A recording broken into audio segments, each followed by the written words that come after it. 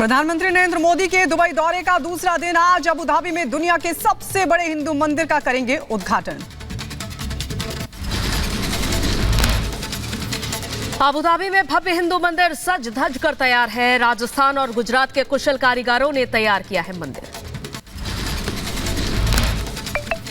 Abu Dhabi में हिंदू मंदिर के उद्घाटन के बाद कतर जाएंगे प्रधानमंत्री मोदी। दोनों देशों के बीच कई अहम मुद्दों पर होगी चर्चा। मोदी के शानदार स्वागत पर दुबई के क्राउन प्रिंस का ट्वीट, कहा Burj Khalifa guest of honour Republic of India शब्दों से जगमगा उठा है। यूएई के अबू धाबी में अहलान मोदी कार्यक्रम। जायद स्टेडियम में भारतीय समुदाय को प्रधानमंत्री नरेंद्र मोदी ने किया संबोधित, कहा आप लोगों ने रचा नया इतिहास।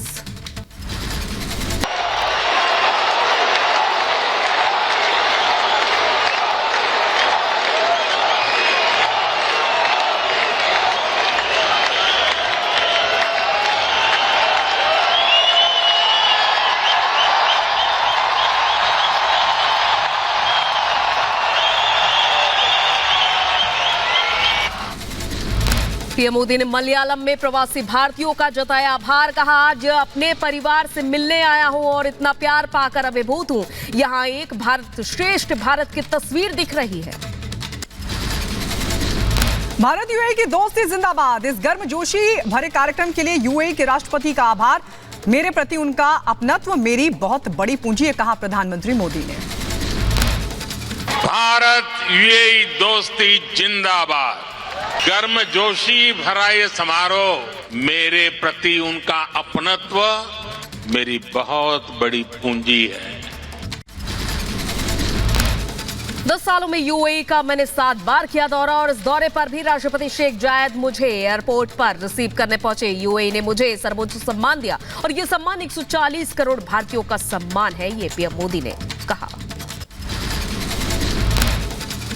यूएई ने मुझे highest civilian award the order of Zayed इससे सम्मानित किया है। ये सम्मान भी सिर्फ मेरा नहीं है बल्कि करोड़ों भारतवासियों का सम्मान है।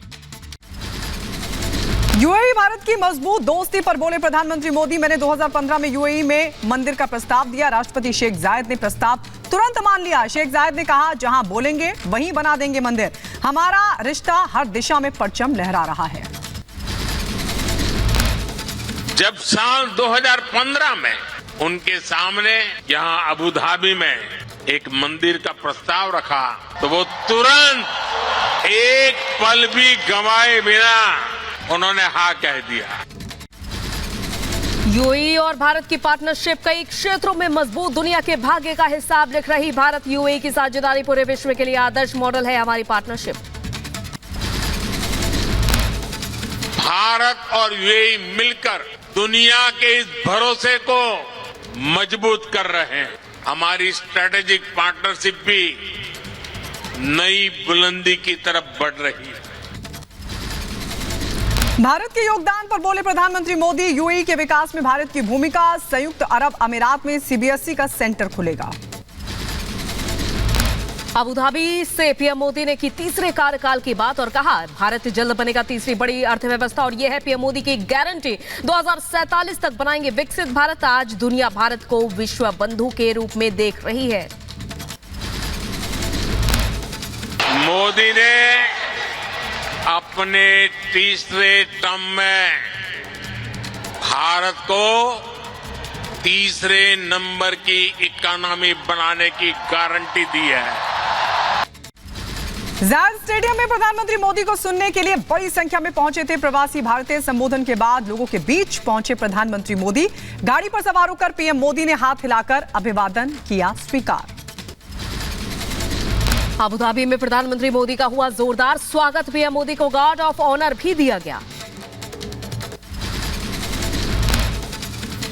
यूएई के राष्ट्रपति शेख मोहम्मद बिन जायद नयान और प्रधानमंत्री मोदी की हुई मुलाकात। दोनों नेताओं ने एक दूसरे को गले लगाकर किया अभिवादन। यूएई के राष्ट्रपति शेख जायद के साथ की द्विपक्षीय वार्ता। दोनों देशों के बीच हुए 8 अहम समझौते। Digital infra, middle east corridor और ऊर्जा क्षेत्र में समझौता हुआ।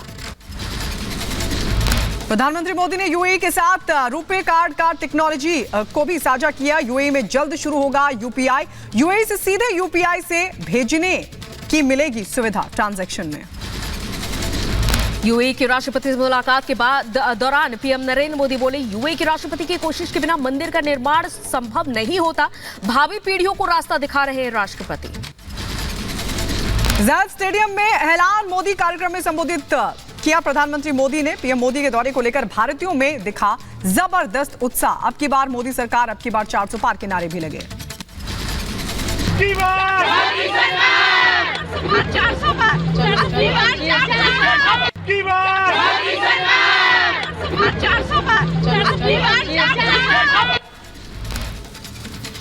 किसानों के मार्च को लेकर दिल्ली पुलिस अलर्ट पर है। पुलिस के आला अधिकारियों ने सुरक्षा व्यवस्था का जायजा लिया। दिल्ली से सटे सीमा पर सुरक्षा के पुख्ता इंतजाम। प्रदर्शनकारी किसानों को रोकने के लिए लगाई गई बैरिकेडिंग। दिल्ली बॉर्डर के पास किसानों का जमावड़ा। किसान संगठनों ने किया दिल्ली कूच का ऐलान। प्रदर्शनकारी किसानों के दिल्ली में एंट्री पर लगी रोक। सिंघू बॉर्डर सील होने से बढ़ी लोगों की परेशानी। टिकरी बॉर्डर पर पुलिस जबरदस्त फोर्स तैनात है। किसानों के प्रदर्शन को लेकर रखी जा रही कड़ी निगरानी।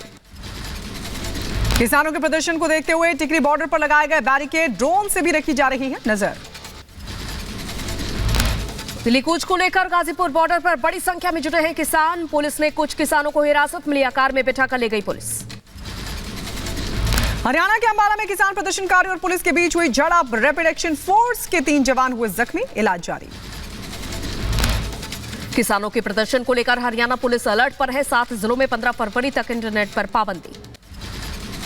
प्रदर्शनकारियों को हरियाणा पुलिस का सख्त संदेश। सोशल मीडिया एक्स पर पोस्ट कर दी चेतावनी। प्रदर्शन की आड़ में उपद्रव फैलाने की अनुमति किसी को नहीं है। उपद्रवियों पर करेंगे कानूनी कार्रवाई।